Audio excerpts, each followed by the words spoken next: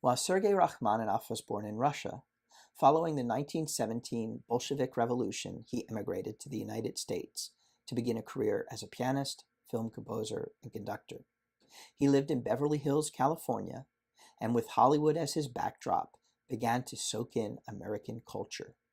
It was this move to the United States which drove his career as a pianist and resulted in incorporating many new and exciting ideas in his compositions. While his period in the U.S. resulted in fewer compositions due to his expanded performing career, they are by far his most dramatic and dynamic music. The Rhapsody was premiered in 1934 with the Philadelphia Orchestra, conducted by the great Leopold Stokowski, with Rachmaninoff at the keyboard. The work is a set of 24 variations based on a theme written by Niccolò Paganini for the violin. While performed without interruption, the work is often described as having 3 distinct sections, like a typical piano concerto. The first section goes from the very beginning of the work through variation 15.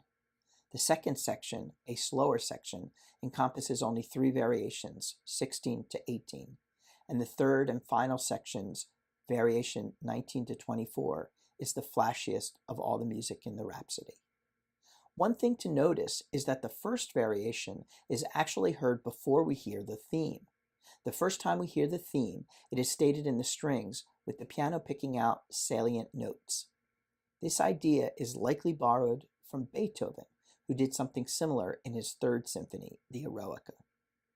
Also interesting, after the 7th variation heralds a change of tempo and tone, the piano intones the Dies Irae, or Day of Wrath, plain chant from the medieval Mass of the Dead, accompanied by a slower version of the opening motive. The Dies Irae appears in several of Rachmaninoff's most important works.